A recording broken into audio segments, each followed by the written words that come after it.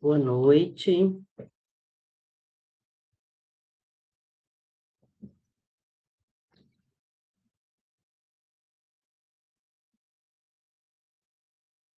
Oi, boa noite a todos e a todas. Sejam muito bem-vindos a este espaço virtual, se aproximando aí do nosso último encontro, do nosso último momento, desses 3 dias que foram intensos, mas foram 3 dias maravilhosos. Estamos aqui já com aquele gostinho de saudade, né? Então, vou fazer aqui uma breve audiodescrição.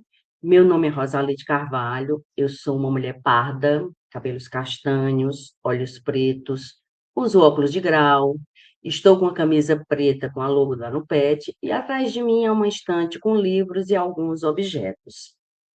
Nós estamos encerrando esse terceiro e último dia do segundo Congresso Internacional de Pesquisa, Educação, Tecnologia e Formação Docente, nosso segundo CIPET, e com muita alegria, nós vamos receber aqui ao nosso palco virtual a professora Maria Isabel Ramalho Ortigão, que foi professora da Faculdade de Educação da Universidade do Estado do Rio de Janeiro, da UERJ, embora ela já tenha me dito ali que já está aposentada. E, de antemão, já agradeço à professora, muito obrigada por ter aceitado o nosso convite. As suas pesquisas são instrumentos relevantes que, com certeza, fazem parte dos nossos estudos, e para nós é uma grande honra recebê-la em nosso evento.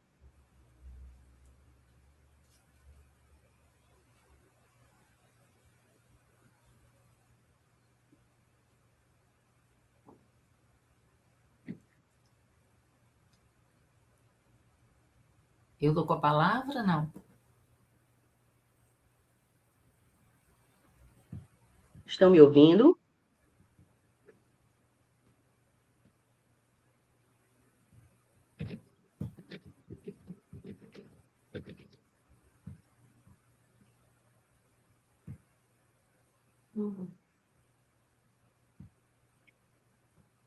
Vocês estão me ouvindo, gente? Sim? Pronto, professor, pode ficar à vontade. Bom, boa noite, né, a todos, todas e todes, né, que estão aqui presentes. Para mim é uma honra estar aqui, né, aceitei o convite do professor Renê, a quem agradeço bastante. Né. Eu já faço a minha autodescrição? Pode fazer, professor. Tá. Então, bom, antes de eu fazer, eu quero agradecer ao professor Carlos Renê, que foi quem me fez o convite, né, aos mediadores que estão aqui, a Rosalide, Daniela e ao Nonato, pela acolhida, né, e vou fazer minha autodescrição. Eu sou uma mulher branca, de 72 anos de idade, 1,70 m de altura, convivo com vitiligo desde criança, não tenho cabelos brancos graças à L'Oréal, né? Sou professora aposentada da Universidade do Estado do Rio de Janeiro, né? Com 50 anos já de magistério, dos quais 20 na UERJ e 30 na educação básica, como professora de matemática, né?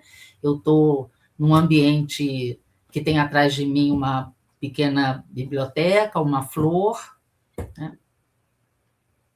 E eu vou abordar o assunto aqui sobre avaliação. Perfeito. Então, hoje a professora Maria Isabel Ramalho Ortigão, ela vai falar, como ela já adiantou, sobre o lugar da avaliação na formação docente, né? As perguntas podem ser feitas através do chat, afinal, a professora Isabel irá responder. Mas antes de iniciarmos, embora ela já tenha relatado aí que já está aposentada, vamos falar um pouquinho do seu currículo, né? Conhecer toda essa trajetória que ela teve de sucesso. E vamos chamar aqui para apresentar o currículo nossa colega no Petiana, a professora Daniela, para ler um pouquinho do que foi essa vivência da professora na educação. Oi, boa noite. Meu nome é Daniele, tenho uma pele morena clara, olhos castanho escuro, estou com a camisa preta com o símbolo do Nupet e atrás de mim tem uma parede branca. Bom, nessa noite eu vou ler o currículo da professora doutora Maria Isabel Ramalho Ortigão.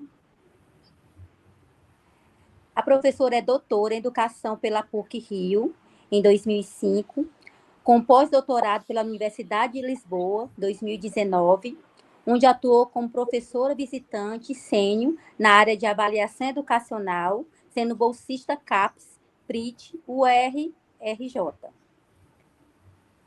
Atualmente, ela foi aposentada, né, mas foi professor titular da Faculdade Estadual da Universidade do Rio de Janeiro, UFRJ, e é membro do corpo docente do Programa de Pós-Graduação em Educação PROPED na URRJ, programa recomendado com nota 7 pela avaliação CAPES, tendo exercido a coordenação do PROPED de julho de 2017 a julho de 2019. É pró-cientista da URFJ, pesquisadora bolsista de produtividade e pesquisa, PQ2, da CNPq, e cientista do nosso estado pela FAPER Rio de Janeiro, FAPEG, tendo atuado também como jovem cientista do nosso estado entre 2011 e 2018. A professora doutora lidera o grupo de pesquisa política de avaliação, desigualdades e educação matemática, que conta com financiamento de diversas agências de fomento, como a CAPES, FAPEG e o CNPq. Além disso, coordenou o grupo de trabalho de avaliação e educação matemática da Sociedade Brasileira de Educação Matemática, SBEM, de 2012 a 2018, e atuou como vice-coordenadora do GT19, da Associação Nacional de Pós-Graduação e Pesquisa em Educação, ANPED, de 2016 a 2018. Suas pesquisas situam-se nos campos da educação e da educação matemática, concentrando-se principalmente em avaliação de sistemas e programas educacionais, além de avaliação currículo e desigualdades educacionais. Professora, o palco virtual é todo seu. Bom, muito obrigada. Eu queria que colocasse então, a apresentação, né? Bom, eu vou tratar aqui, vou falar um pouco sobre esse, que eu estou chamando de o lugar da avaliação na formação docente, né? Vou apresentar algumas ideias e, ao final, eu gostaria de receber perguntas e comentários, e aí a gente continua ampliando o nosso debate, tá? Então, vamos lá. Quando eu ingressei na carreira docente, imbuída das ideias de Paulo Freire e Bento Jesus Caraça, eu procurei focar minha atuação a partir de algumas crenças que eu aprendi com os dois. Acho que Paulo Freire dispensa apresentação, né? Nosso mestre principal. Bento Jesus Caraça, para quem não conhece, é um português, já falecido há muitos anos, que trabalhou com a educação matemática, com a matemática, né? Ensino de matemática. Então, a partir dos estudos que eu fiz na época, né, bem no início da minha carreira, de Paulo Freire e Bento Jesus Caraça, Espera que eu estou ajeitando aqui. Não, deixa eu só botar aqui. Isso, aqui avançou demais, né? Algumas questões que eu levei para a minha prática, né? Primeiro, a ideia de que a matemática não é neutra nem universal, mas um organismo vivo impregnado de vida social e cultural, né? Era uma época, anos 70, né? Era uma época bastante tecnicista, mas o trabalho que eu entrei na faculdade, né? A leitura dos trabalhos do Bento Jesus Caraça me ajudaram bastante a entender um pouco essa ideia da não neutralidade, da não universalidade da matemática, né? E essa ideia da matemática impregnada de vida social e cultural.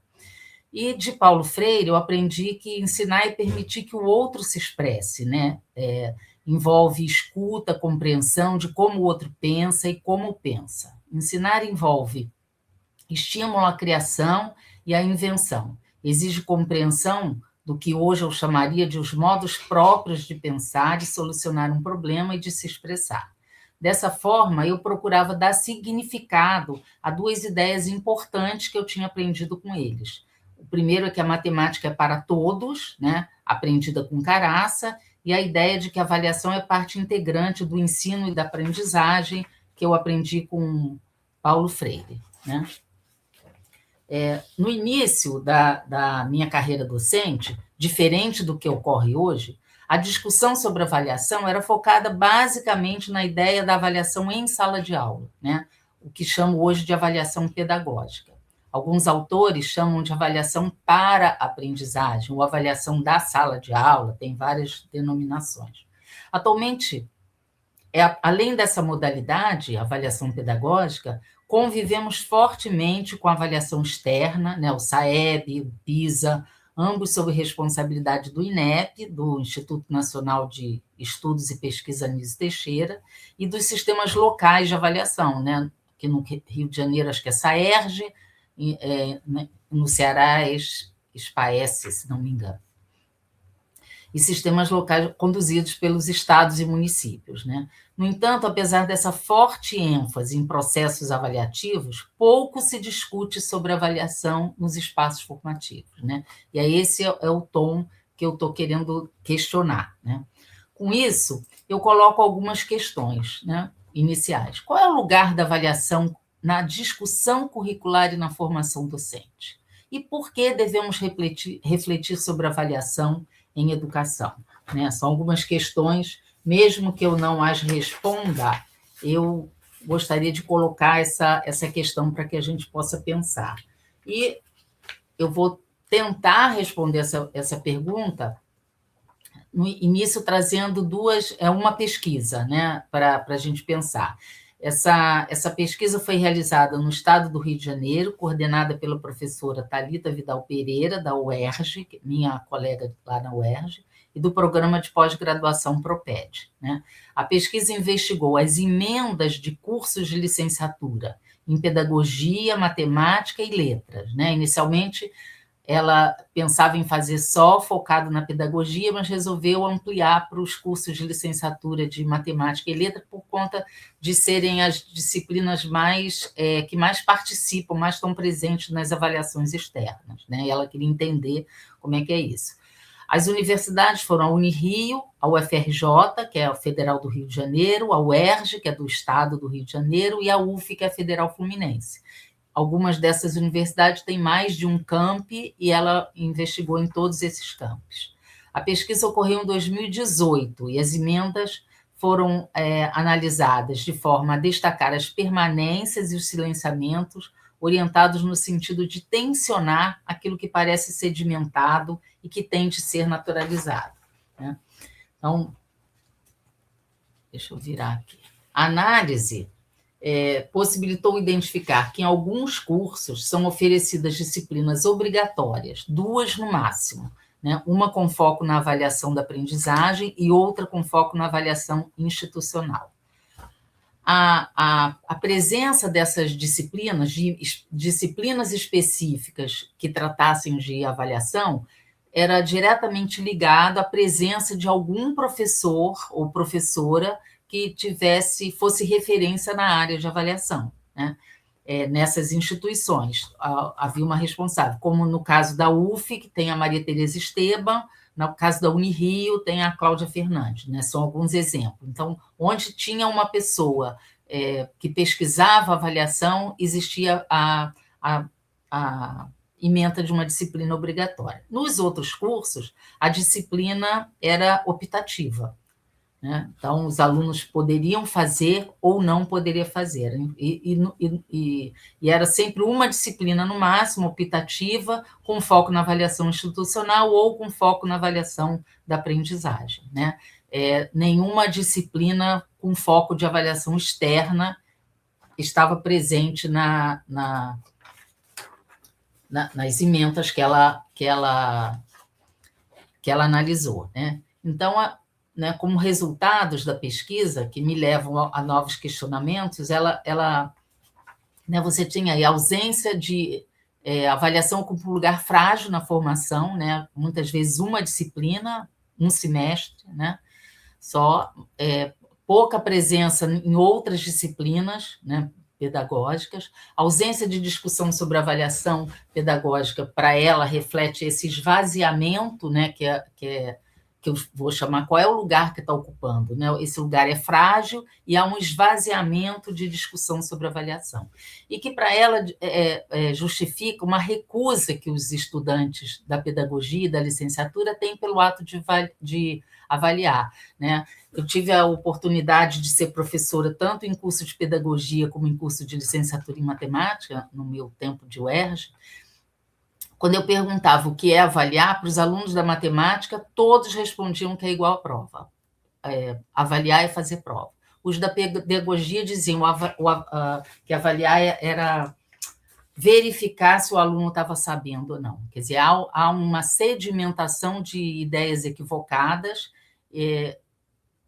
que são muitas vezes justificadas pela ausência de discussão, né? Então, algumas questões me levantam a partir dessa pesquisa da Thalita Vidal Pereira, né? Reflexões sobre avaliação estão presentes na formação inicial e continuada de professores, de forma a levar à compreensão de sentidos de avaliação que circulam entre nós. Em que medida as reflexões possibilitam uma compreensão acerca de lógicas envolvidas nas modalidades avaliativas? E os resultados da avaliação são divulgados de modo a conduzir a reflexão e possibilitar melhorias nas aprendizagens, ou são feitos de forma burocrática, né? Então, alguns desses pontos que eu vou discutir com vocês aqui, né? Eu vou trazer para a gente pensar. Deixa eu mudar aqui. Então, aqui, podemos dizer que sempre convivemos com processos avaliativos. E nas últimas décadas, esse convívio foi intensificado, em especial pelo advento das avaliações externas, né? O SAEB, Enem, PISA, os sistemas locais, né? Nós convivemos cotidianamente com esses resultados. Há pouco tempo acabou de sair o resultado do IDEB, por exemplo, né? Com ampla divulgação nas mídias sobre as escolas que alcançaram os melhores resultados ou não alcançaram. A avaliação tornou-se tema central no cenário educacional brasileiro e educação, né? Internacional. Mas o que significa essa ideia de centralidade no cenário educacional? Eu trouxe aqui uma charge. Esse desenho foi um desenho que a minha neta fez, a meu pedido, a partir de um texto de língua inglesa, né? De um autor chamado James Calco, que ele, a partir de várias pesquisas que ele fez, ele tem dito que muitas vezes os alunos são expostos à avaliação excessiva, né? Então, a professora pergunta, né, algum de vocês quer mesmo ensinar ou realmente ensinar, né? Porque o aluno só faz prova. Então, essa é uma ideia. Nas minhas pesquisas aqui no Brasil, isso também aparece bastante, os professores reclamando que às vezes não tem, que há uma excessividade na avaliação. Não? Vamos entender um pouquinho o que é essa avaliação, né? Como é que a gente trabalha com isso. Então, assim, a avaliação está presente sempre, né? E ao longo da história, a gente pode ter aí uma avaliação mais tradicional e uma avaliação mais formativa, né? Quase que muitas vezes um se contrapondo ao outro, né? Sobre a responsabilidade docente. A literatura específica retrata que os processos avaliativos podem ser mais tradicionais ou mais formativos, a depender da compreensão do docente sobre o significado atribuído à avaliação, a sua articulação ao processo ensino-aprendizagem. A avaliação pode ser pontual e ao final do ensino, ou contínua e articulada ao processo. O erro pode ser tomado como indicativo da aprendizagem ou pode ser fonte do processo de aprendizagem. A avaliação pode ser um mecanismo para classificar os estudantes ou pode ser instrumento para as aprendizagens, né? A ideia muito trazida por um autor chamado Domingos Fernandes, de Portugal, que ele fala, a gente avalia-se para a aprendizagem.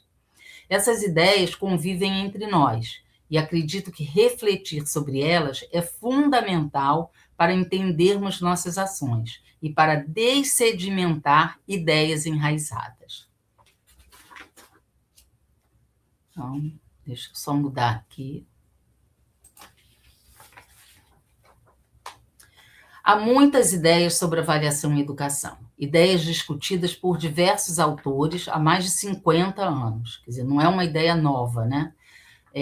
Como Cipriano Lucchesi, Ana Maria Saúl, Philippe Perrinot, só para citar alguns. Mais recentemente, podemos citar importantes referências no campo avaliativo, né? Professores brasileiros, Maria Tereza Esteban, da UF, Thalita Vidal Pereira, da UERJ, Regina Buriasco, da UEL, que é a Universidade do Estadual de Londrina, né? Especificamente no campo da matemática.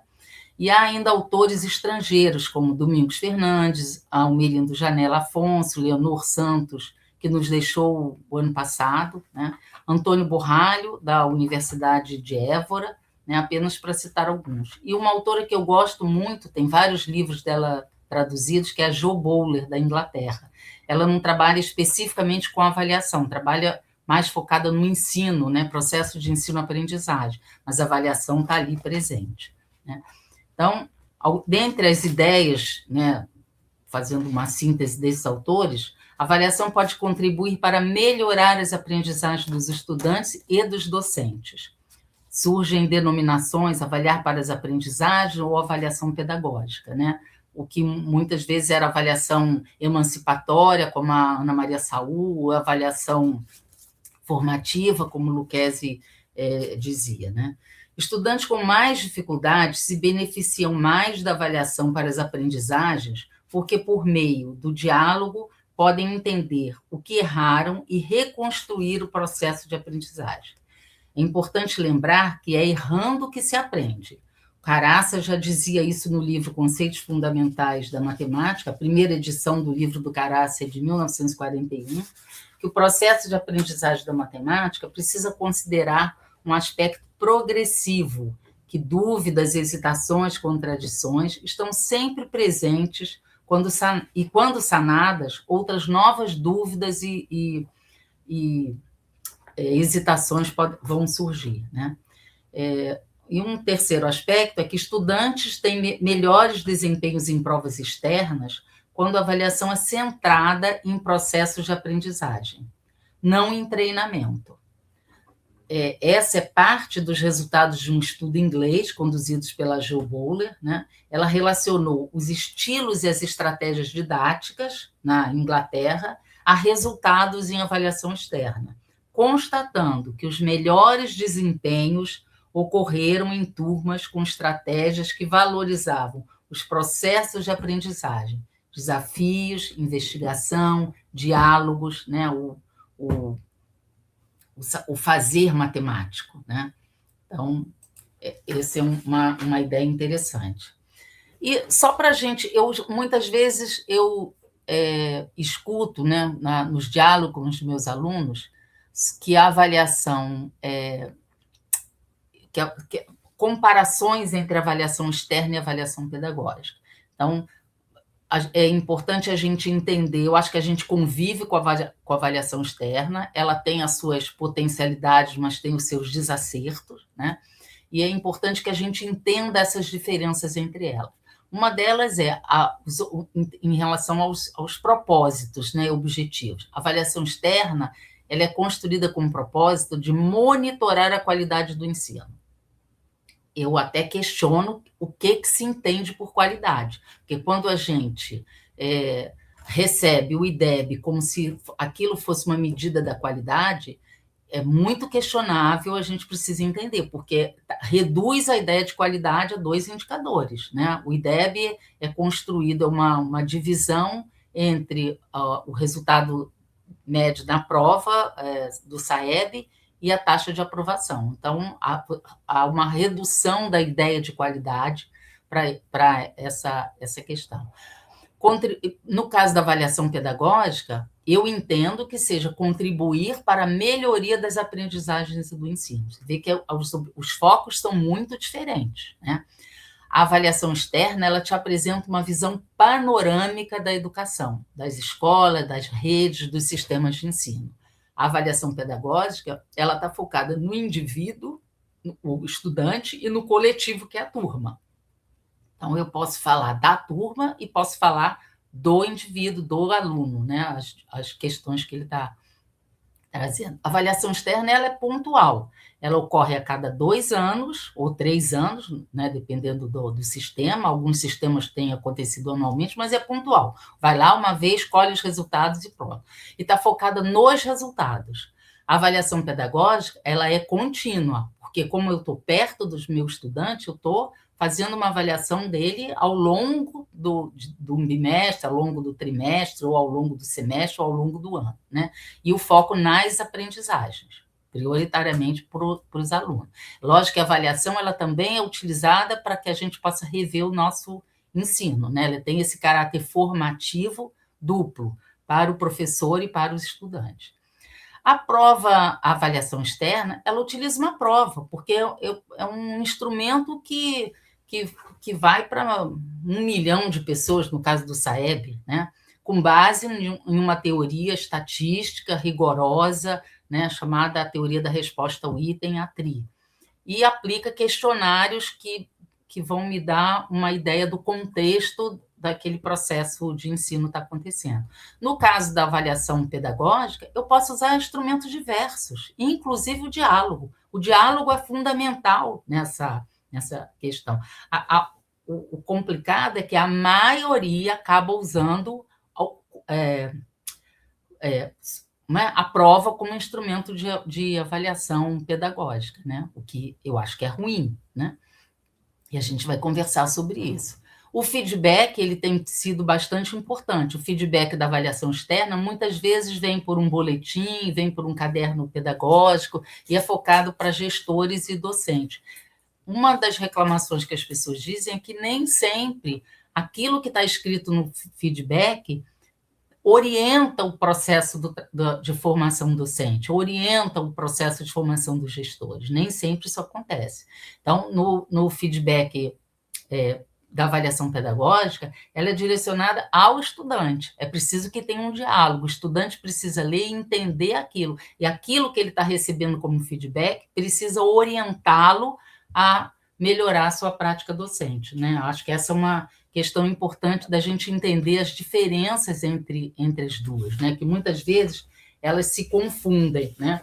Eu, às vezes, escuto professores falarem que a avaliação externa ela é meritocrática, mas quando eu olho a sala de aula dele, eu vejo que ele faz a mesma coisa. Ele aplica a prova, olha para os acertos, dá uma nota, né? Ele está analisando só o mérito dos acertos, né? E uma outra questão, o que podemos aprender? Será que a avaliação externa pode nos dizer alguma coisa, né? Eu defendo a existência da avaliação externa, mas com bastante cautela.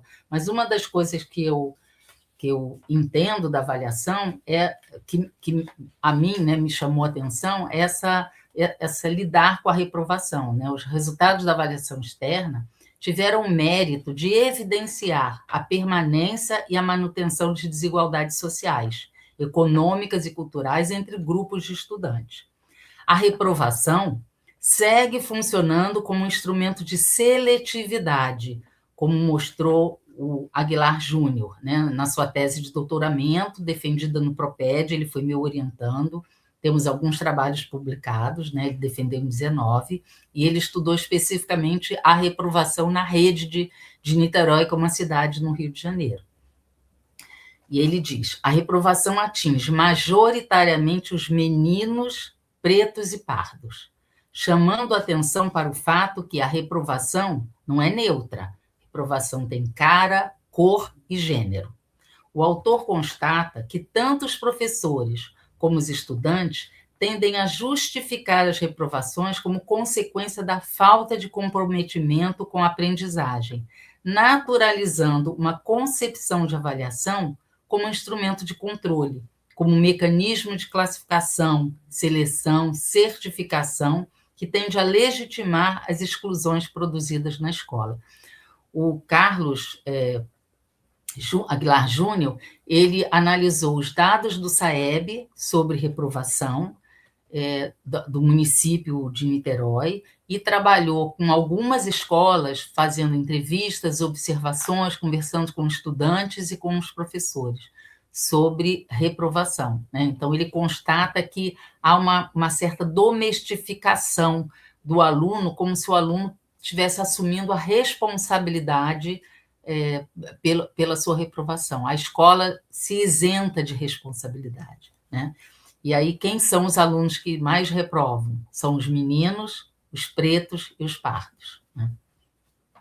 As avaliações em larga escala também nos mostram que há características que contribuem para melhorar o desempenho, como a formação docente, as práticas dialógicas, o incentivo à leitura, cuidados com o estudo, como o dever de casa, por exemplo, né? Infraestrutura pedagógica da escola, né? Então, são características que contribuem para melhorar a educação. Então, entender isso, eu também defendo essa ideia, né?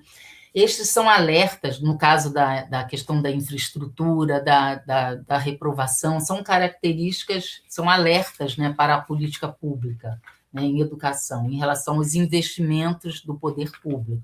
Por exemplo, se infraestrutura pedagógica é uma característica que pode melhorar o desempenho médio dos estudantes, significa que o poder público precisa fazer investimentos na escola para que ela tenha uma boa infraestrutura pedagógica, física, né, de pátio, essas coisas, né? Então, aqui, a ausência de reflexões sobre avaliação naturaliza ideias equivocadas. Eu já tinha falado isso, eu vou falar um pouco mais, né? Os estudos evidenciam que a ausência de reflexões sobre avaliação naturaliza ideias equivocadas, como, por exemplo, a ideia de que avaliar é sinônimo de prova, né? Que a prova é o instrumento correto porque ele é objetivo, como se pudesse alguma coisa que a gente constrói ser objetivo. Todo instrumento é subjetivo, né? Porque existem critérios de avaliação, critérios de construção, critérios de correção que precisam ser pensados. A ideia de que avaliar é atribuir uma medida, nota ao aluno, uma ideia também bastante restrita, né, sobre o que seja avaliação.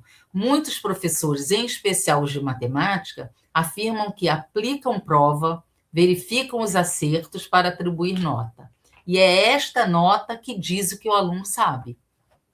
Será? Essas ideias, que ainda circulam fortemente entre educadores, se contrapõem às ideias defendidas pelos autores citados anteriormente. Avaliação articulada ao ensino-aprendizagem, avaliação voltada para a aprendizagem ou avaliação pedagógica, né? Então, acho que a reflexão precisa desnaturalizar essas ideias equivocadas do que seja avaliação. Deixa eu mudar aqui o slide. O que seria uma avaliação pedagógica, né?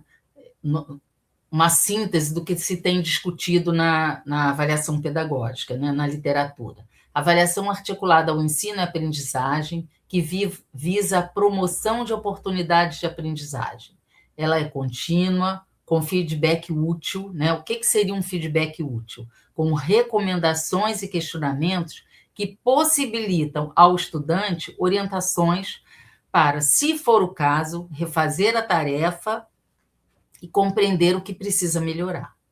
O diálogo é fundamental para as aprendizagens, estudantes ativos dialogando entre si e com o docente. O uso de instrumentos de avaliação diversos, a avaliação se sabe subjetiva e os critérios precisam ser claros e explicitados para a turma, né?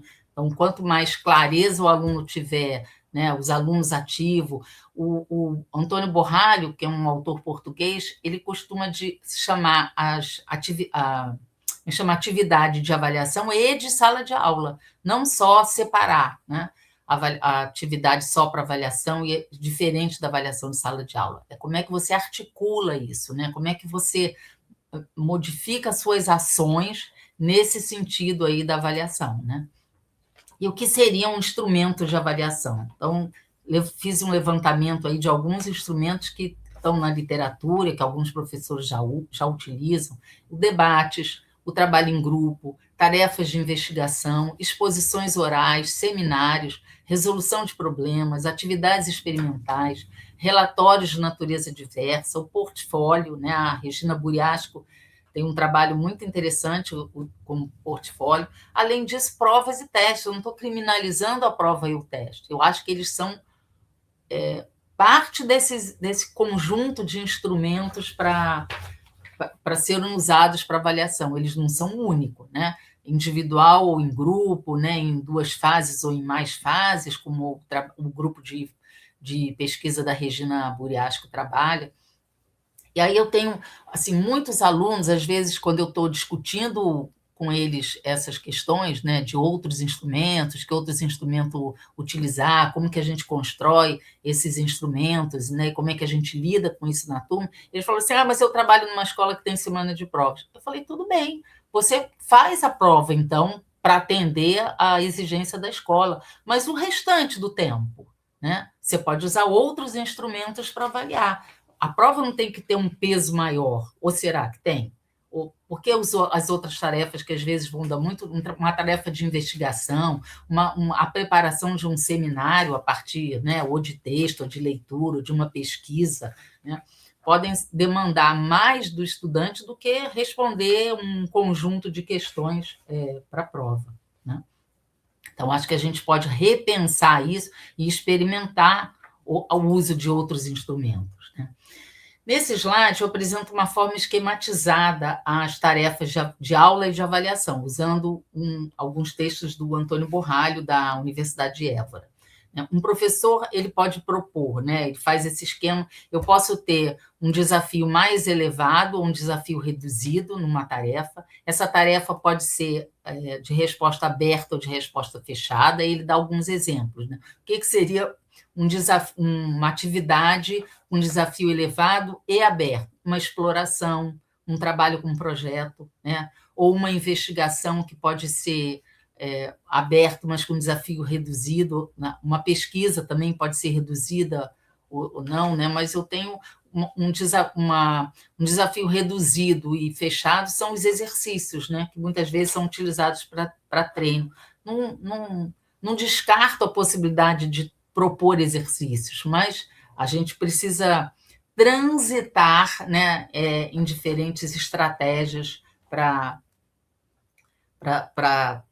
propor aos alunos, né? Então, a avaliação é complexa, apresenta muitas facetas que necessitam de reflexão por parte do professor ou da professora. É imperativo nos questionamentos sobre a construção de espaços de reflexão que nos permitam romper com lógicas meritocráticas. A instituição de debates acerca da avaliação nas escolas e nos espaços formativos pode auxiliar a compreensão daquilo que sustenta e constitui os fundamentos, interpelando o que se encontra sedimentado. Eu estou chamando de nas escolas porque a gente tem uma avaliação inicial, uma formação inicial, que são os cursos de formação de professores, né, os institutos e as universidades, e a avaliação continuada, que pode ser o trabalho nas escolas, os grupos de pesquisa, né, as discussões que são feitas, né, que são relevantes para o processo formativo. É importante pensar a avaliação pedagógica sem a obsessão de definir apenas o certo e o errado, sem a pretensão de estabelecer dogmas intransigíveis. Caso contrário, vamos continuar acreditando que a prova é o único instrumento avaliativo e continuar assombrando os imaginários de nossos alunos. Essa é uma prática que reduz a avaliação à mera medição. Quer dizer, se a gente utiliza a prova e atribui uma nota, que é uma medida, né, sem nenhum questionamento, a gente está agindo como a avaliação externa faz, né? Então, muitas vezes a gente critica a avaliação externa, mas a gente está agindo igual. Então, é um cuidado que a gente precisa ter, né, e repensar isso aí. A avaliação, ela é uma ação política e, como tal, remete sempre a uma ética não definida a priori. O ato de avaliar, ele é sempre contextual e contingente. Refletir sobre a avaliação e sobre os processos de ensino e aprendizagem pode nos conduzir a aprender a pensar criticamente, uma perspectiva que tende a ser sufocada pelas tentativas de imposição e visões tecnicistas da formação. A gente viveu isso muito recentemente, a partir do 2018, né? Uma perspectiva tecnicista da avaliação, como se o importante é o saber fazer, né? O decorar, o treinar. A formação de professores precisa de espaços de reflexão e de criticidade sobre a docência, que engloba ensino, aprendizagem e avaliação, de modo a permitir olhar a educação em seu sentido amplo.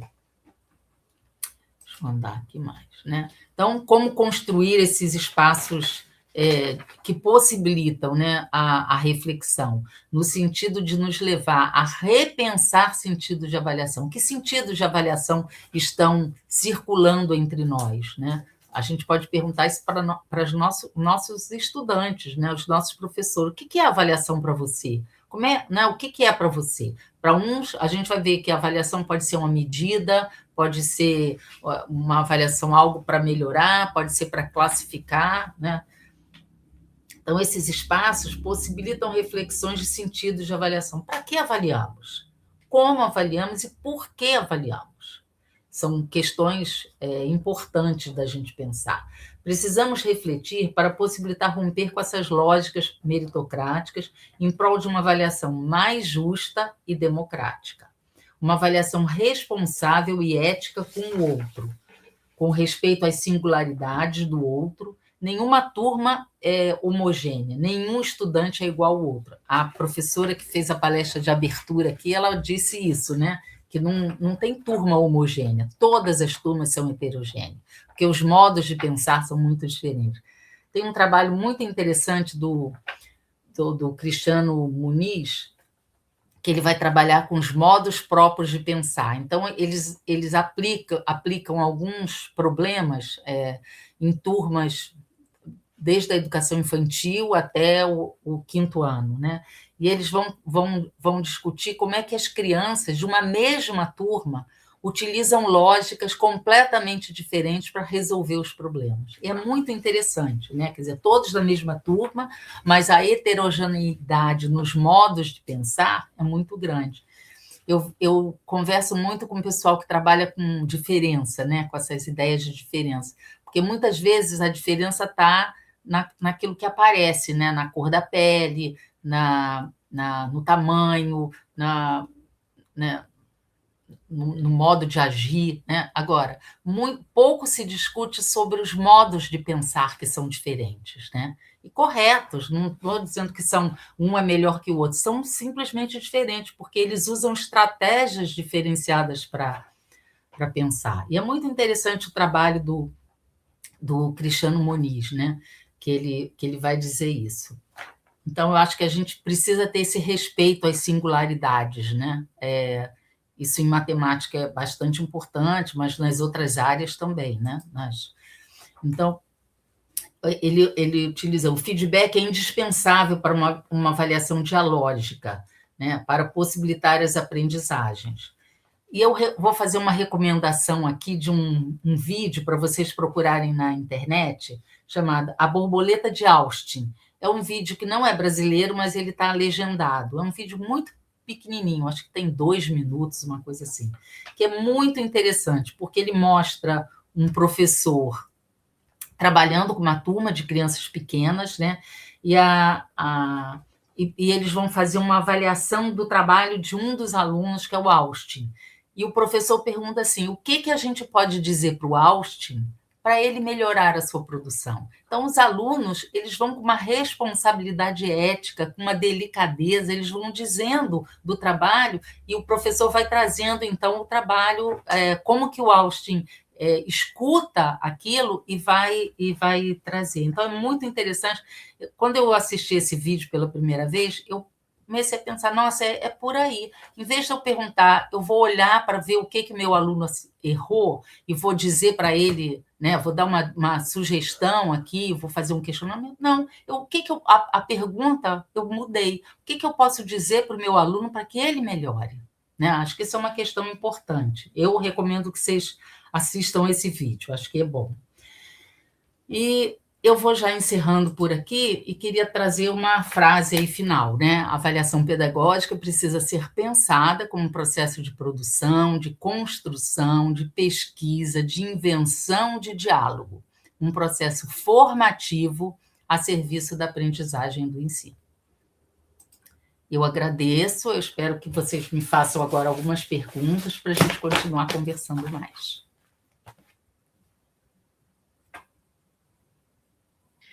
Que coisa maravilhosa, professora, assim, coisas que fazem com que a gente realmente reflita, né? Nós que estamos ali no chão da sala de aula, da educação, a gente começa a se perguntar a questão da avaliação e pensar e repensar como é que podemos mudar as atitudes, as ações docentes para melhor avaliar os alunos, né? E nosso chat já tem aqui várias perguntas, vamos começar com as perguntas da plateia. A Isabela Oliveira, professora, está lhe perguntando o seguinte: como o aumento das avaliações externas de larga escala atualmente, acredita-se que as escolas estão conseguindo desenvolver uma avaliação pedagógica interna mais humana? Você quer que eu responda já ou vai fazer algumas Pode perguntas? responder. Tá. Isabelle, algumas escolas sim, outras não, né? Então, eu acredito que há escolas que conseguem fazer um trabalho bom, bem, né, no sentido de focar no processo de aprendizagem, focar na formação, sem treinamento, apesar de você ter a avaliação que ocorre anualmente ou bianualmente, né, avaliação externa. São processos diferentes, né? A avaliação pedagógica é uma avaliação da sala de aula, uma avaliação que está focada no processo de ensino e de formação. Então, são experimentações que o professor pode fazer usando uma diversidade de instrumentos, né, que possibilitam ao aluno aprender, refletir sobre o processo, refletir sobre o desenvolvimento dele, né? E aí tem tem estudos que mostram, eu citei aqui o da Jo Boaler, que é um estudo que está publicado, né, até um livro traduzido, que ela investigou em várias salas de aula, relacionando as estratégias utilizadas pelo professor no processo de ensino com os desempenhos dos alunos.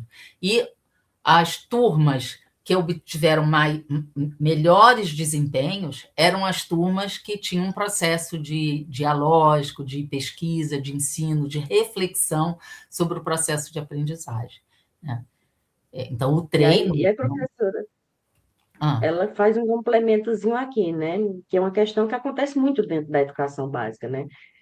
A pressão por índices acabou distanciando ainda mais os professores da verdadeira avaliação formativa? Eu acho que não é a pressão, mas a ausência de reflexão é que acaba afastando, né? Porque a ausência de reflexão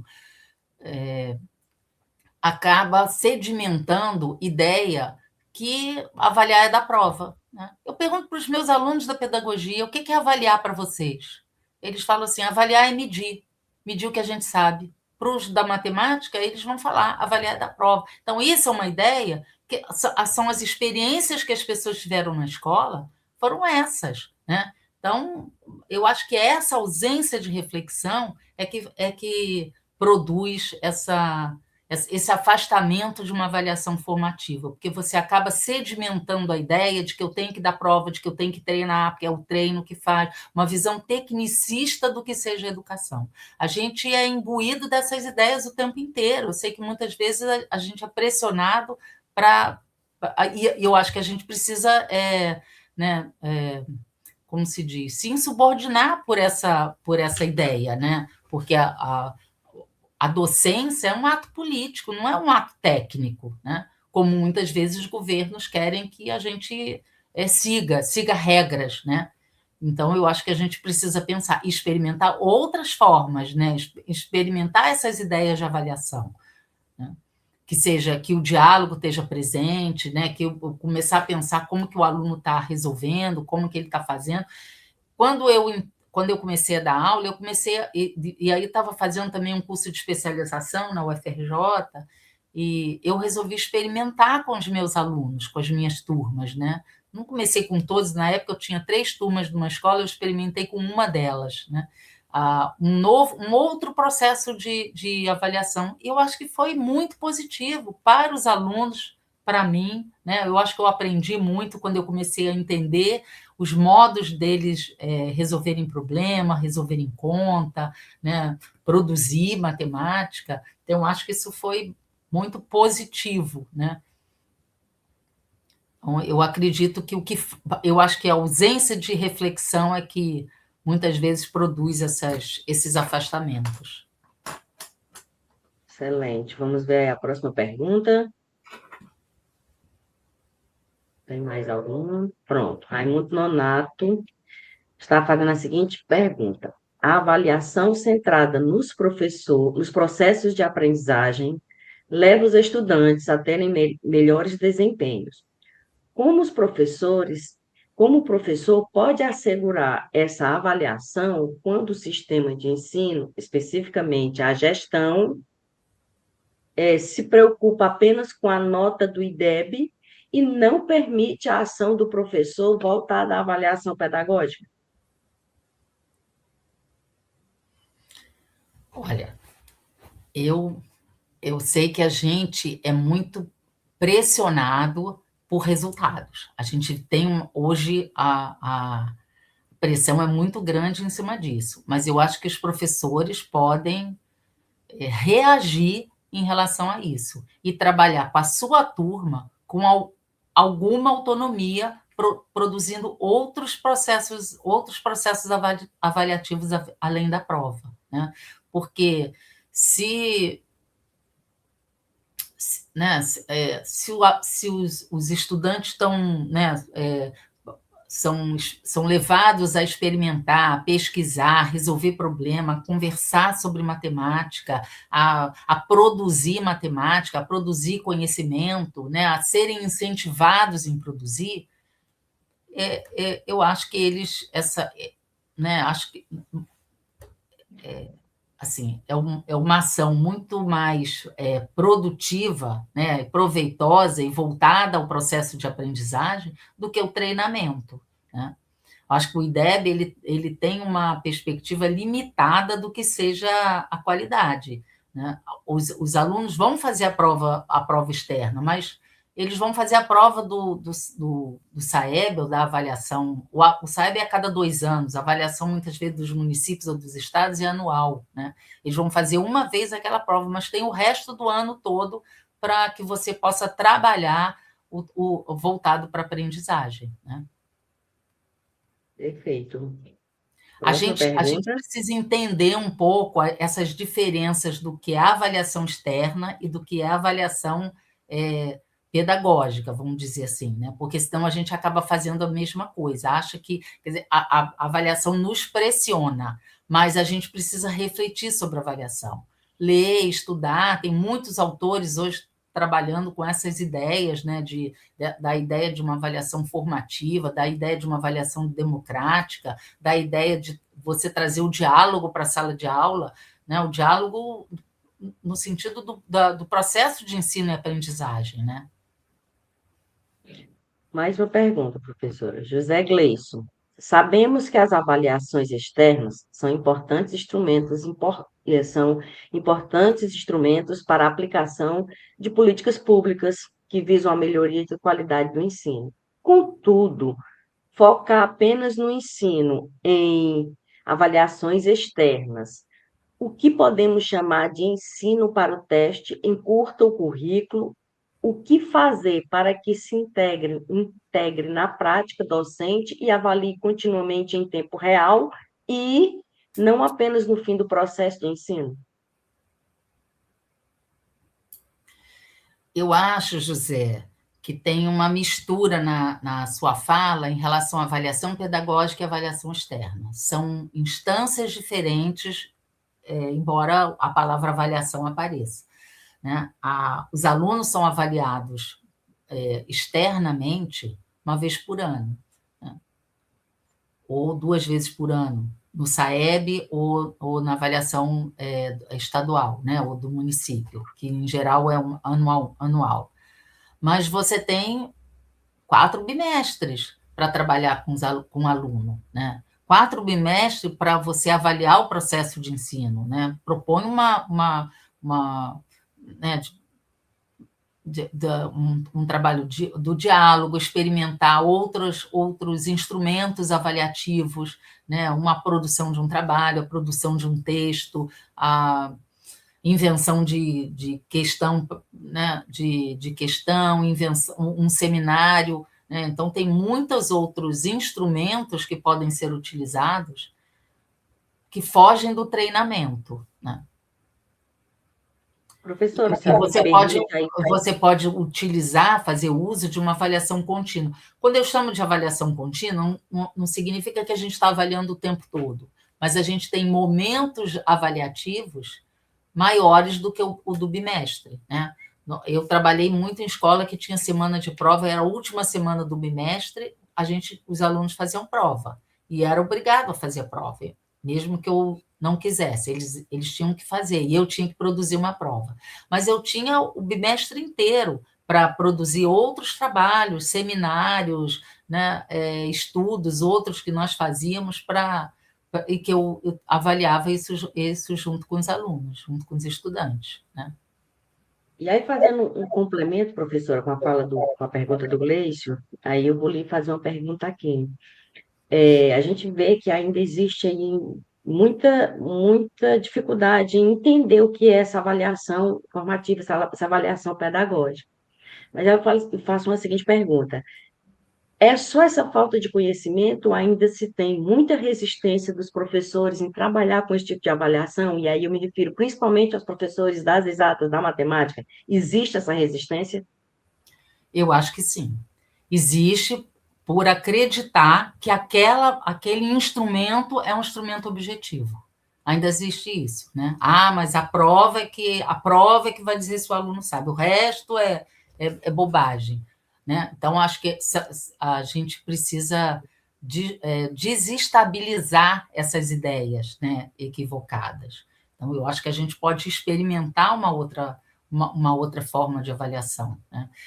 Eu vou dar um exemplo aqui, como é que eu era professora de matemática, também, né, vinha estudando Paulo Freire, estudando Caraço, tinha uma visão diferenciada da matemática, mas ainda, naquela época, isso há 50 anos atrás, eu ainda acreditava que a prova era o que eu podia usar. E eu, no curso de especialização que eu fazia, eu resolvi fazer uma experiência de um outro tipo de avaliação. Então, eu propus, os alunos viviam me pedindo, propõe uma prova em grupo, propõe isso.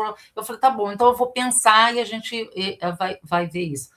Eu propus uma prova, que eles fizeram uma prova em grupo, podendo com consulta, e eu fiz umas questões que ele tinha que escrever um texto, uma carta para uma pessoa fictícia ou um amigo, contando um pouco né, dei lá alguns temas do que a gente já tinha estudado até aquele momento, Teorema de Tales, Pitágoras, proporcionalidade, botei algumas temáticas e ele tinha que escrever o que ele tinha aprendido, o que ele tinha estudado, o que ele tinha achado mais difícil, né, articulações de aplicação daquele. E eles fizeram, eu achei que aquilo foi ótimo, porque eu vi o quanto os alunos aprenderam quando eles tiveram muito mais do que se eu tivesse dado uma prova com um monte de questão para eles calcular. Então, aquele momento que eu fiz a experimento, eu adorei, porque eu aprendi que era possível fazer diferente, fazer um outro tipo de avaliação, e o resultado seria melhor, mais produtivo, mais prazeroso. Difícil, não foi fácil fazer. Alguns alunos tiveram muita dificuldade de fazer, de escrever, não estavam habituados, né? Mas eu acho que o resultado é bom. Então, quando você propõe um seminário que os alunos vão estudar, fazer uma pesquisa, fazer uma investigação ou uma experimentação, né, eu acho que os alunos também gostam, porque eles também se sentem desafiados, né, se sentem motivados, né, quando eles recebem um desafio, eles se sentem motivados a fazer, né? De maneira geral. Perfeito. Próxima. Tem mais algumas perguntas?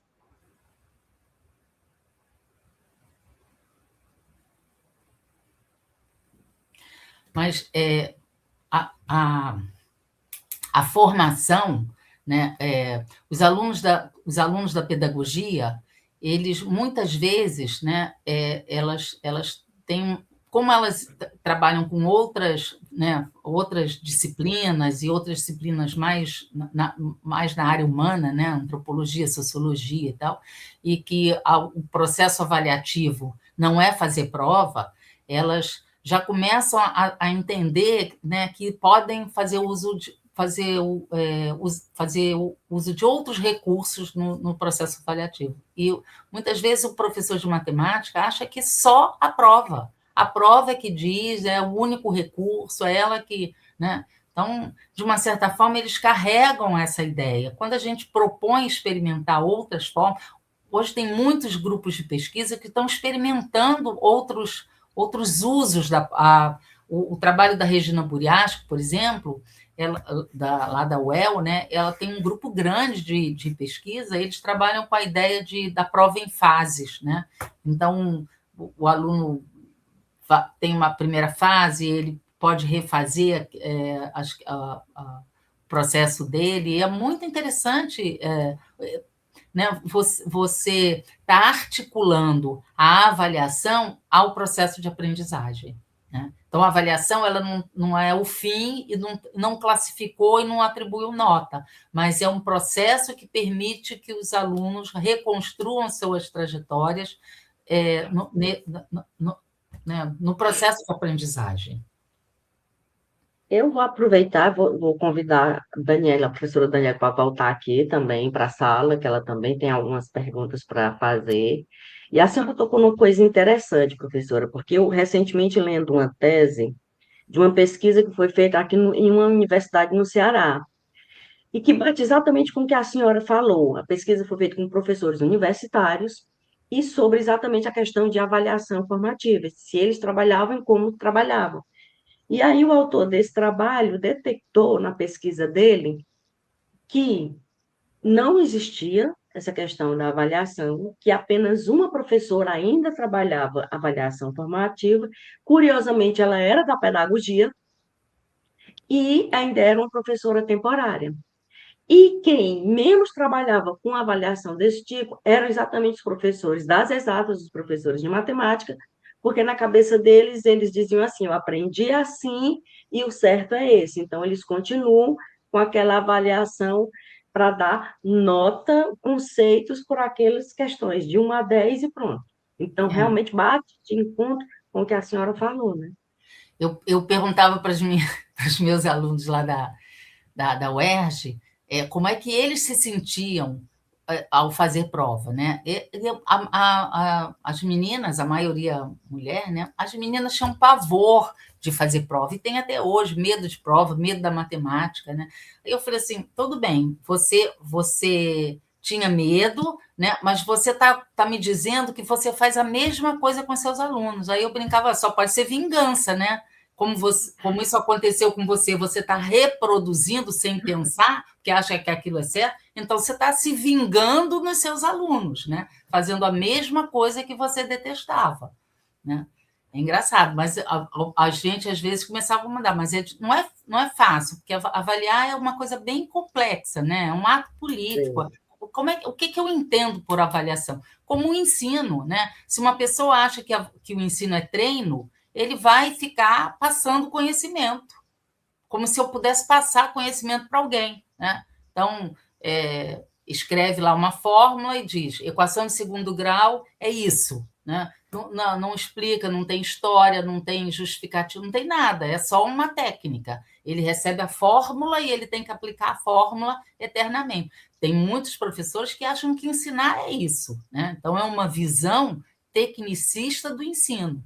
A gente também tem visões tecnicistas da avaliação, achar que a avaliação é da nota, a avaliação é só prova. Né?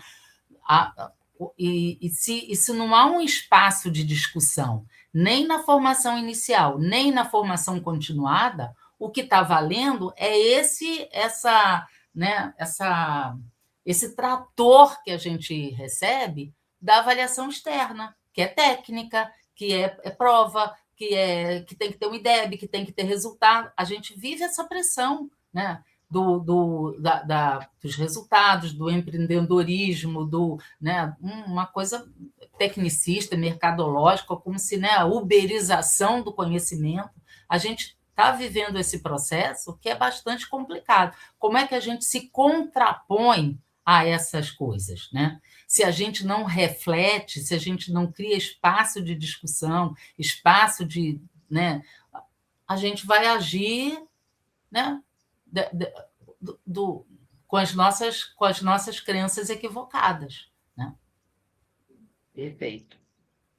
Professora, só para encerrar, tem uma aqui do Haroldo, eu gostaria de dizer para a senhora. A senhora está me ouvindo?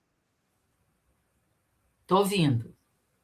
Eu diz assim, ó, essa questão da avaliação é um problema também na graduação.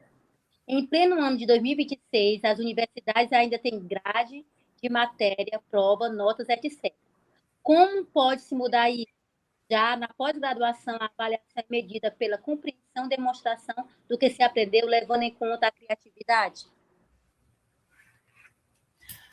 Olha, eu acho que as universidades, as escolas vão continuar com uma exigência de atribuir nota. Isso, né? Porque tem que botar no sistema, a gente tem que atribuir uma nota. Agora, a questão é como é que a gente trabalha com o processo formativo, né? Nas discussões que a gente faz, no trabalho né, com os estudantes, nos processos nas propostas que a gente faz, que a gente pode fazer de seminário, de pesquisa, de, né, experimentação de uma situação, né, com as turmas que eles trabalham. Então, existe um conjunto de ações que a gente pode fazer uso, né, se a gente acredita que aquilo seja importante para o processo formativo. E, no final, a gente vai ter que atribuir uma nota. Na UERJ, eu também tenho que dar uma nota e tem prazo para dar uma nota. Quando eu fui de escola, 30 anos, eu também tinha que dar uma nota. Muitas vezes eu conversava com os alunos sobre aquela nota, né? Quais são os critérios, o que eu estou utilizando, conversava com os alunos. Muitas vezes eu modificava o critério em função da discussão que a gente tinha na turma, mas isso não tem jeito, faz parte do trabalho do professor. Senão, como é que o aluno, né, ele tem que ter lá um CR, ele tem que ter uma atribuição. Isso não vai mudar. O que modifica, o que a gente pode fazer é o trabalho, a reflexão com os alunos, no sentido de modificar algumas práticas, de fazer um trabalho mais dialógico, né, menos classificatório, né, mais democrático. Acho que isso é que a gente pode fazer. A avaliação externa está lá. A gente, né, não faz nem sentido fazer uma greve para acabar com a avaliação externa. Ela vai continuar. Agora, como é que a gente lida com isso? Como é que a gente lida com as nossas avaliações que a gente propõe na sala de aula? Com o processo de ensino, né? Então, acho que essa é uma questão que a gente precisa entender. E os espaços de reflexão, eles precisam existir. Por isso que eu digo assim, qual é o lugar disso? Porque se a nossa experiência, eu como aluna da escola pública aqui no Rio de Janeiro, eu fazia prova, era prova e nota, e o professor ainda, né, era muito comum, o professor, na hora de trazer as notas, ele trazia a lista em ordem de nota, do maior para o mais baixo. Então, ele ia lendo, quando chegava abaixo de 7, ele dizia assim: já falei, citei a nota dos bons, agora vamos para o resto, entendeu? Era uma coisa terrível, né? De classificatória, de meritocracia, de exclusão, um processo de exclusão, né? Que a gente vivencia. Eu vejo que tem professores que ainda fazem isso, lamentavelmente, né? Mas é isso, é o espaço de reflexão que muitas vezes a escola se perde tanto em burocracia que não se cria esses espaços. Mas a gente tem que tentar construir, né? Tem muitas escolas que constroem, é bom, né? É bom, reforça o trabalho do professor, né? É uma forma da gente também se unir, né, nas discussões que a gente acredita. Por isso a importância, né, desse congresso internacional. Isso. A gente tem essa oportunidade de dialogar esses assuntos que são tão pertinentes na educação, né? Então, assim, a gente é grata, né, professora, por essa noite riquíssima, né, esse período que foi tão curto, tão rápido. Eu tenho, eu tenho trabalhado com um conceito bastante interessante já há algum tempo, chamado insubordinação criativa, né? Então, como é que nós, professores, nos insubordinamos criativamente, né, para fazer frente a essas pressões que a gente tem, né? Vai ter até um congresso esse ano aqui do Rio de insubordinação criativa, tem alguns eventos já, acho que o próximo, o ano que vem, vai ser no Ceará, coordenado pela professora Maria José, né, a Mazé. Então, acho que vamos pensar nisso, né? O que é isso? Tem muitos já textos publicados com essa ideia da insubordinação criativa, que eu trato como uma ousadia, né? A gente tem que ousar fazer diferente. Ou a gente vai se acostumar com aquilo que a gente detestava, né? Então, vamos ousar. Paulo Freire sempre nos diz isso, né? Vamos ousar. Hoje eu tenho trabalhado mais com essa ideia da insubordinação criativa, né? Vamos pensar, vamos nos insubordinar criativamente e tentar modificar algumas coisas nas nossas práticas em relação aos processos de ensino, aprendizagem e avaliação. Obrigada, professora. Sim, muito Perfeito. obrigada. Maravilhosa, viu? A gente só tem a agradecer, né, essas suas falas, seu conhecimento que foi compartilhado conosco essa noite. Perfeito, professora. Assim, temos várias perguntas, mas infelizmente o tempo já não nos permite mais, mas dependesse da nossa vontade, nós vamos ficar discutindo a avaliação aqui por várias horas. Então, de antemão, assim, nós estamos chegando no nosso momento final, né? Agradecemos a professora Maria Isabel Ramalho Ortigão por sua participação e disponibilidade, professora. Fique à vontade para as suas considerações finais. Eu só, como consideração final, eu gostaria, assim, sugerir que vocês procurem o vídeo A Borboleta de Austin no YouTube, né, e assistam. Ele tem versão legenda, e a partir dele vamos começar a nos insubordinarmos criativamente para repensar processos avaliativos, né? Perfeito. Agradecemos a sua contribuição, falas que vão realmente fazer nos refletir. Agradecemos a vocês que nos acompanharam. Continue conosco para acompanhar agora os vencedores do prêmio Gorete Vasconcelos. Já estou com saudade de vocês, mas isso não é um até logo, é um até breve, que nos veremos, se Deus quiser, no próximo ano. Tchau, tchau. Obrigada, professora. Tchau, obrigada, viu?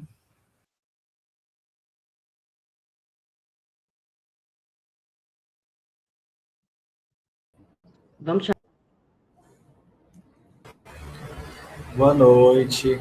Boa noite, chamando agora aqui o professor Daniel Brandão, Matheus, para dar continuidade aqui com o nosso prêmio Gorete Vasconcelos. Boa noite. Boa noite, professor Daniel. Boa noite a todos. Podemos iniciar, né? Então, oficialmente, boa noite a todos e a todas. Sejam bem-vindos à última noite do segundo CIPET. Me chamo Matheus Azevedo e gostaria de iniciar com a minha autodescrição. Eu estou vestindo uma camisa social branca, tenho cabelos lisos, penteados no meio, uso barba. Ao meu fundo tem uma janela que está metade aberta e a outra metade fechada, uma janela branca. Agora, sem mais delongas, é com muita alegria que chegamos a um dos momentos mais significativos do nosso segundo Congresso Internacional de Educação, Tecnologia e Formação Docente. Nesta noite, reunimos-nos para reconhecer trabalhos, pesquisadores, professores e estudantes que fizeram da investigação, da reflexão e da partilha do conhecimento elementos centrais desta edição do nosso congresso. Para a missão de encerrar a noite, eu sou agraciado com a honra de dividir o palco virtual do segundo CIPET com a mente por trás de todas as nossas ações enquanto nupetianos. Gostaria de convidar para fazer sua fala inicial o professor Dr. Daniel Brandão. Olá, gente, boa noite. Eu vou realizar minha audiodescrição. Eu sou um homem moreno, de cor morena clara, tenho os cabelos grisalhos, estou usando uma blusa preta com a logo no meu lado esquerdo, escrito NUPET.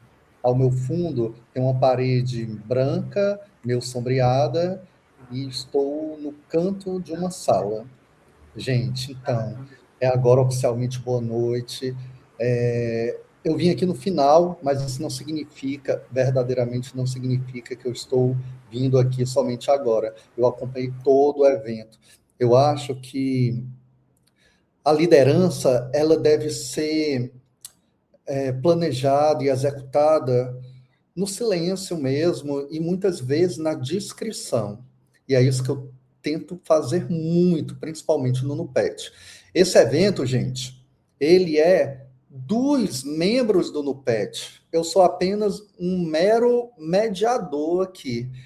Vocês conheceram muitos membros do NUPET, mestrandos, doutorandos, pesquisadores que vão ingressar no mestrado, no doutorado, mas eu queria mesmo começar falando de uma retrospectiva, a retrospectiva dessa grande imersão que nós tivemos em 3 dias, que não foi nada fácil organizar, como vocês devem imaginar.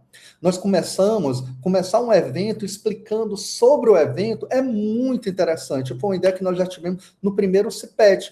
E nós realizamos mais uma vez no segundo o Café com o NUPET, na quarta-feira pela manhã, que foi muito bem mediado pela Rosalide e pelo professor Carlos Delmiro. Logo em seguida, nós começamos a parte teórica do nosso evento com uma palestra lindíssima da professora Ana Sofia de Portugal, Educar para Transformar. Então, nós já começamos com a temática da transformação. Uma palestra muito, mas muito encantadora, muito inspiradora, que, inclusive, a professora Isabel, agora na última palestra, citou.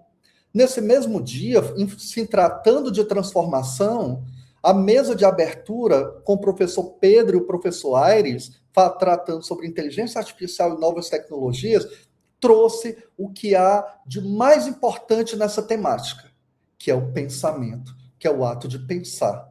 Professora Hilda trouxe para a gente, para encerrar a noite de quarta-feira, a avaliação como instrumento de trabalho do professor. Ela foi bem técnica quando falou de avaliação.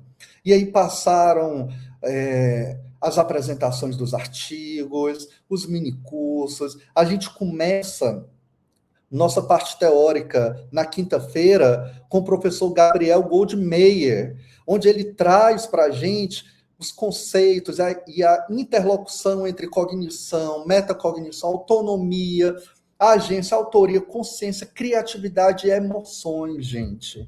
Existe fala mais rica do que essa no período de IAS?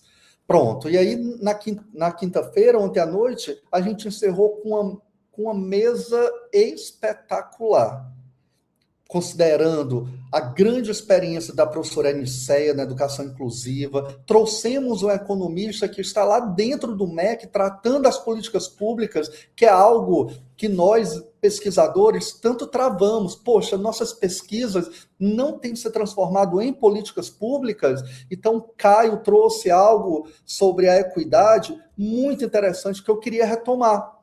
O conceito, os pressupostos da equidade, que é o reconhecimento e valorização das diferenças e a redistribuição de oportunidades, gente.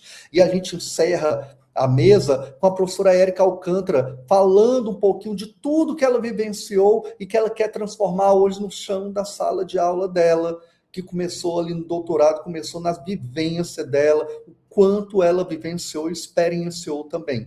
Hoje, a gente começou logo... além disso, teve também a palestra de ontem, que eu não posso deixar de esquecer que é do professor Tadeu. O professor Tadeu trouxe reflexões sobre a educação inclusiva. Então, ontem, a fala foi toda direcionada para a educação inclusiva.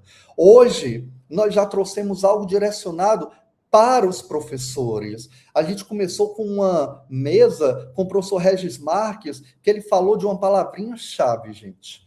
Sonhos. É isso que a gente trabalha aqui no NUPET. Sonhos. Transformar os nossos sonhos em pesquisas, em concretude. E ver a professora Rita, de Portugal, também trazer a experiência dela como pesquisadora, juntamente com as tecnologias digitais. E o que falar da professora Isabel Ortigão, fechando com chave de ouro, colocando o lugar da avaliação na formação docente. Gente, e eu pergunto para vocês, foi intenso ou não foi? Foi muito intenso, foram muitas informações, foi muito conhecimento. E aí, agora sim, agora eu posso fazer o que eu vim trabalhar aqui com o Matheus nessa noite, um pouquinho antes de revelar as premiações. Nós precisamos sempre falar de memória, falar de trajetória e legado. Por isso, eu quero iniciar esta cerimônia de entrega de premiações prestando uma homenagem muito especial à professora Gorete Vasconcelos, o nome deste prêmio. Existem professores cuja contribuição pode ser mediada pelos trabalhos que publicaram, pelas pesquisas que desenvolveram, disciplinas que ministraram, ou até mesmo pelos projetos que participaram. Mas tem aqueles cuja trajetória ultrapassa qualquer currículo. Eles permanecem nas instituições que eles ajudaram a construir, nos programas que contribuíram para criar, nos estudantes que formaram, nos pesquisadores que orientaram, nas perguntas que ensinaram outros a fazer, e principalmente nas pessoas que tiveram a oportunidade de encontrá-los ao longo do caminho. A professora Maria Gorete Vasconcelos Silva pertence a este seleto grupo que eu caracterizei agora. Grande parte da sua formação acadêmica foi constituída na Universidade Federal do Ceará, instituição na qual realizou sua formação em Química e seus estudos de pós-graduação. Mas sua história com a universidade não se restringiu à sua própria formação. Ao longo de décadas de dedicação ao ensino, à pesquisa e à formação de novos pesquisadores, a professora Gorete ajudou a construir caminhos que continuaram sendo percorridos por muitas outras pessoas. Sua contribuição alcançou diferentes campos da ciência.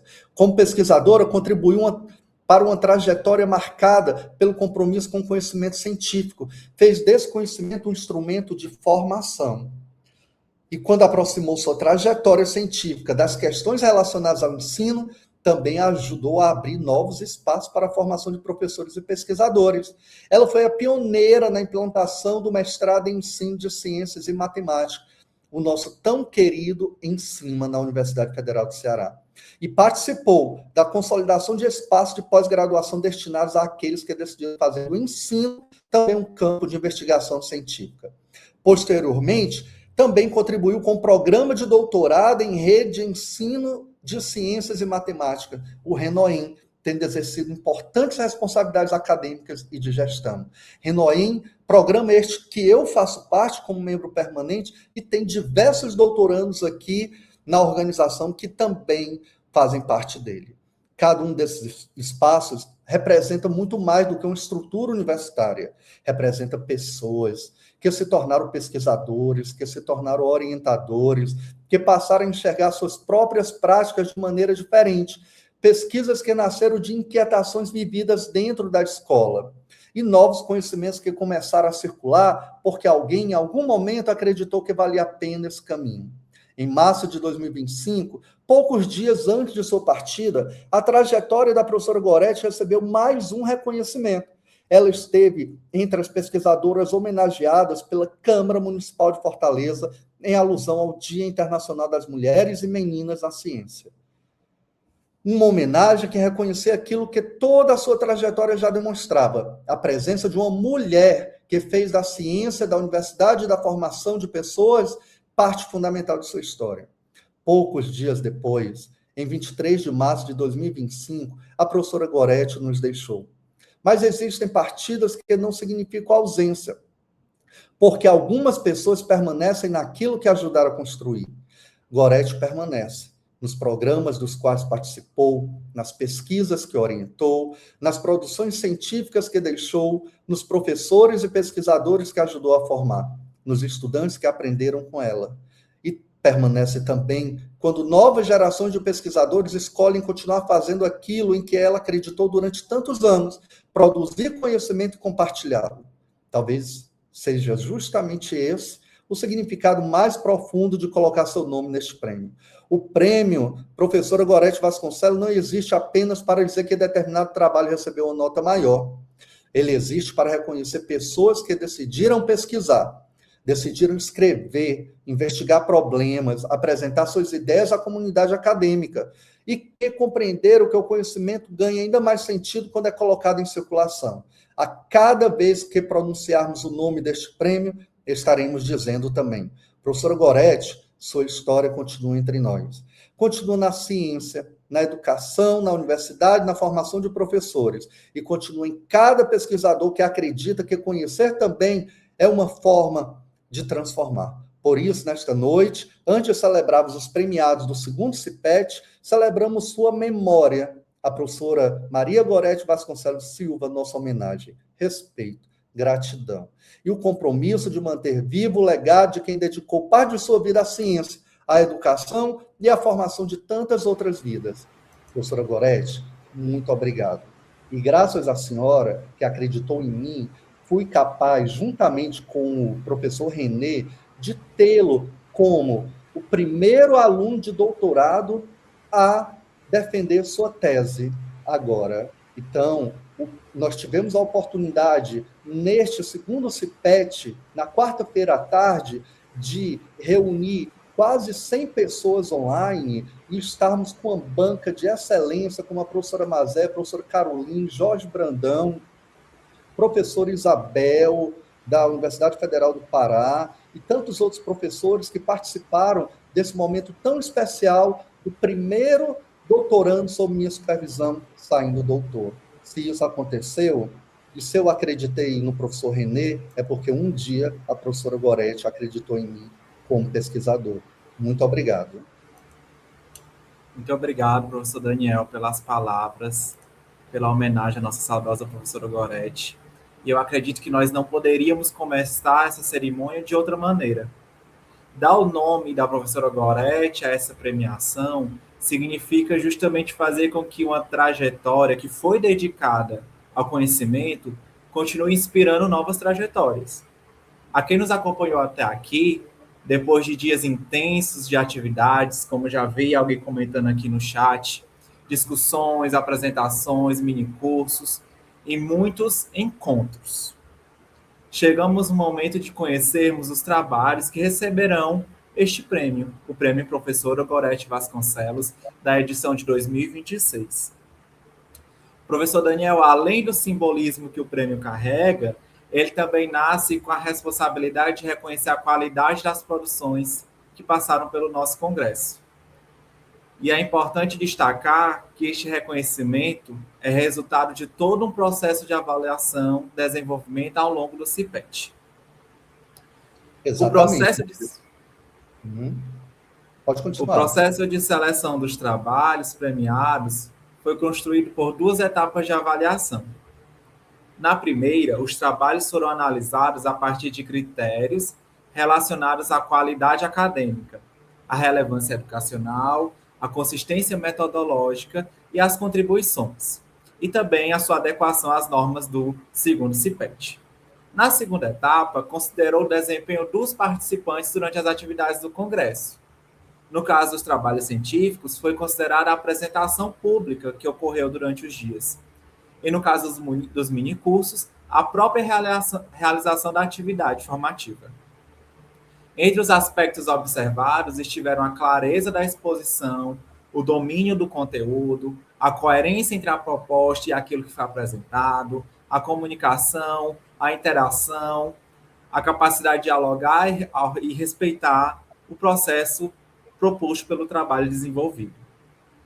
Então, a partir dessas avaliações, chegamos aos trabalhos que mais se destacaram em suas respectivas modalidades. Mas antes de anunciá-los, enquanto o Nonato coloca o slide na apresentação, queremos registrar algo importante. Receber um prêmio é, evidentemente, motivo de celebração, mas chegar até aqui também é. Cada pessoa que submeteu um trabalho decidiu expor uma ideia à avaliação de outros pesquisadores. Decidiu compartilhar sua investigação, sua experiência, sua reflexão, ou uma proposta formativa, no caso dos minicursos.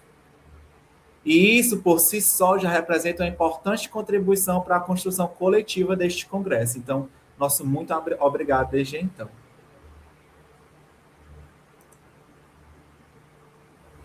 Excelente, Matheus. E aí, antes dos resultados, nós fortalecemos também os parabéns a todos os autores e autoras que participaram desta edição do segundo CIPET. E agora, o momento que nós estávamos esperando. Pode passar, Matheus.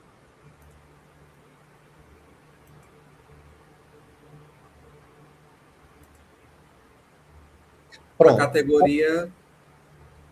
Quer resumo começar? Simples, né? Posso começar. Sim. A terceira colocação da categoria de resumo simples teve como premiado o trabalho intitulado O Comitê de Aprendizagem como Inovação na Governança Pedagógica, uma análise de sua implementação e funcionamento na Secretaria Municipal da Educação de Fortaleza. Tem como autores Oswaldo Melo Negreiros Filho, Aline Gadelha Figueiredo. Parabéns aos autores pela premiação. Se estiverem nos assistindo, podem reagir aí no chat. Ou se alguém conhecer também, mande um abraço para eles, os parabéns. Avançando, pode ficar à vontade. Resumo simples, segunda colocação foi o trabalho intitulado Estado da Arte da Educação e Trabalho, possibilidades na formação de professores de matemática no ensino fundamental anos finais. Parabéns às autoras Maria Antônia Keila Alves, Francisca Cláudia Fernandes Fontinelli, Francisco Regis Vieira Alves. Muito bem, Keila, parabéns. Parabéns. Agora, a primeira colocação da categoria Resumo Simples foi para o trabalho intitulado Docência para o Ensino Híbrido, Desafios e Perspectivas. Parabéns aos autores Danilo Augusto Dias e Daniel Mil. Muito bom. Ele pegou pesado, trouxe logo o Daniel Mil, né? Parabéns. A próxima categoria, resumo expandido. Vamos lá, o terceiro lugar, terceira colocação do resumo expandido foi com o trabalho intitulado Micro-organismos eficientes como eixo integrador de uma sequência didática no ensino superior de agroecologia. Parabéns aos autores Lucas Carneiro Maciel, Lauriane Rodrigues Ramos, Benjamin Carvalho Lima Júnior, Vanessa Ferreira Alves e a Bárbara dos Santos Esteves. Muito bom. Parabéns. Avançando para a segunda colocação da categoria Resumo Expandido, a gente tem o trabalho intitulado Argumentação Matemática, Pensamento Geométrico e Currículo, analisando respostas de alunos do nível básico de ensino para problemas de geometria plana. Parabéns aos autores Fredes Eduardo Passos e Arlandson Matheus Silva Oliveira. Ótimo. E agora a primeira colocação do resumo expandido vai para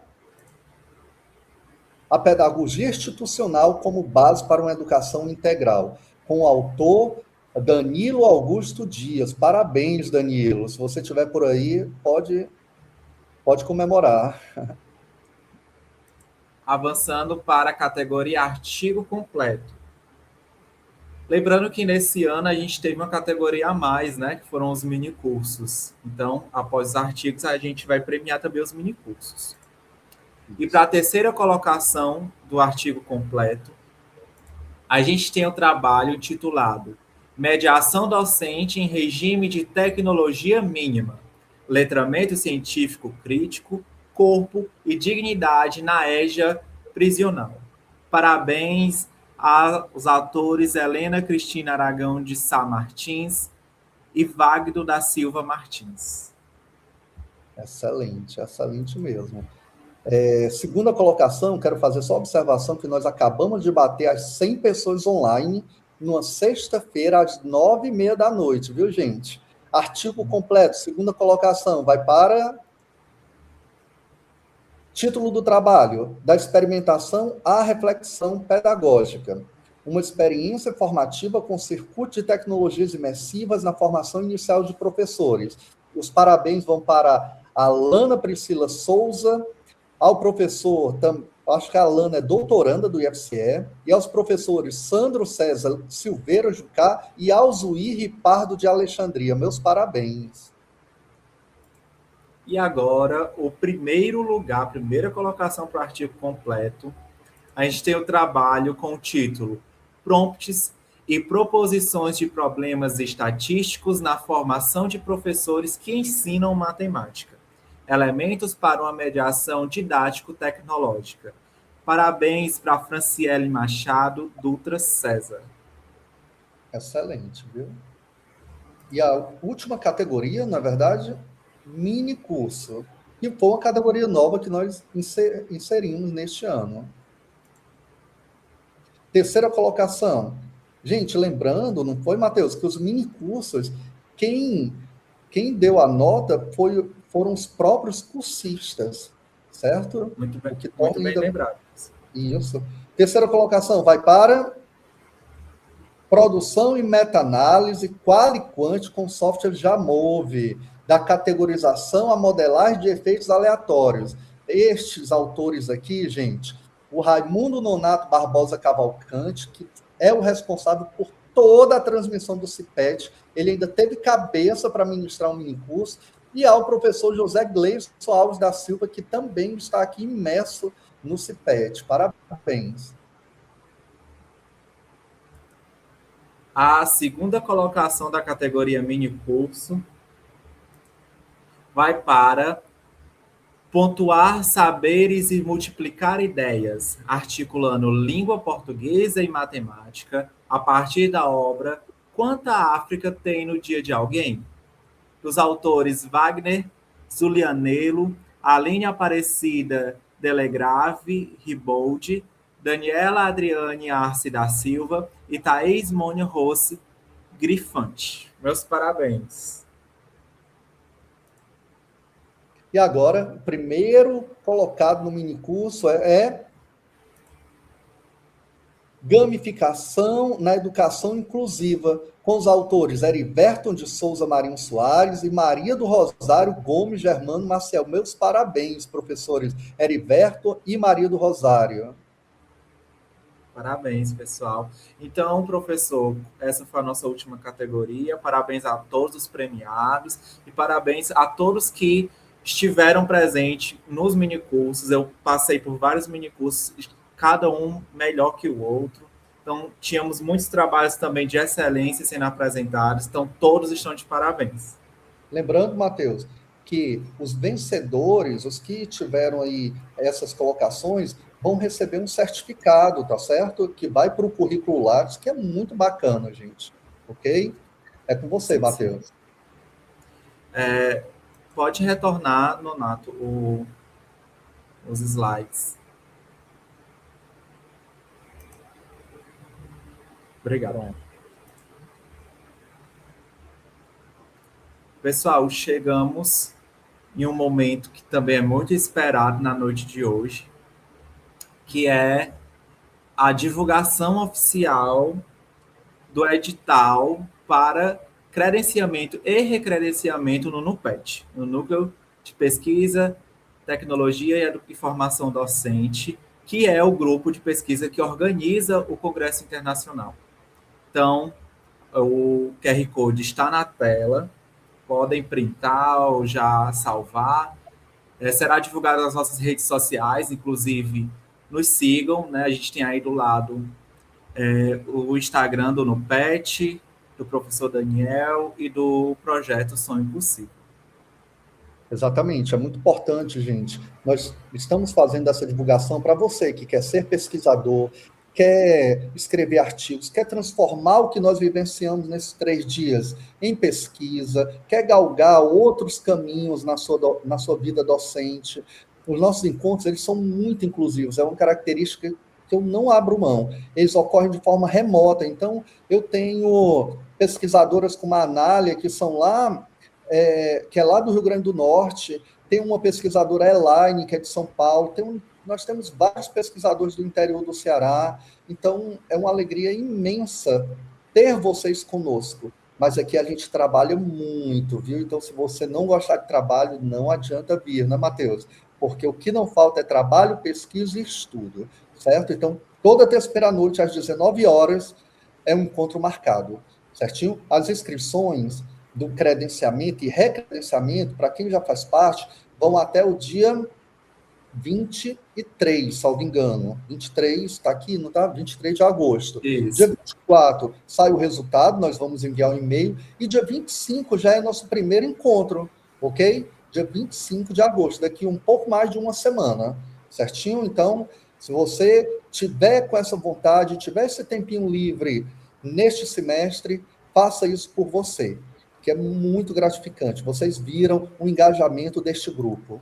Então, eu conto com o apoio de vocês, e mesmo se você não quiser participar e quiser divulgar, não tem problema nenhum. Faça isso também, que é muito importante a divulgação do nosso núcleo de pesquisa.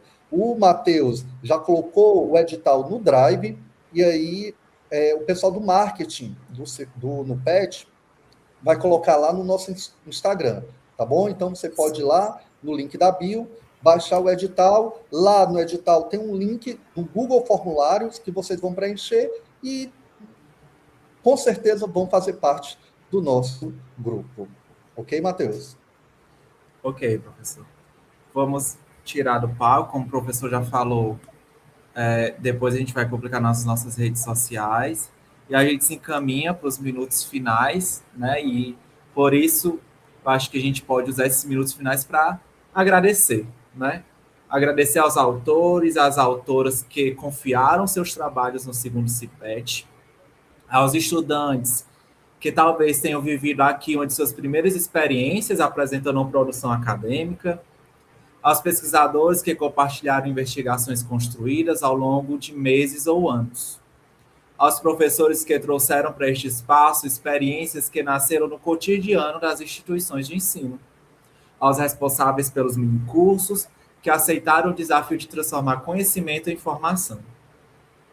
É verdade. Agora, Matheus, eu quero, assim, dar um agradecimento muito especial à comissão científica e a todos os avaliadores. Gente, a comissão científica e os avaliadores não pararam no mês de julho. Enquanto vocês, uma boa parte do país estava de férias, eles estavam avaliando trabalhos, organizando as salas, e trabalharam muito nesses 3 dias, certo? Então, quero agradecer muito vocês. Avaliar um trabalho acadêmico exige tempo, responsabilidade, cuidado, respeito por aquilo que o outro produziu, gente.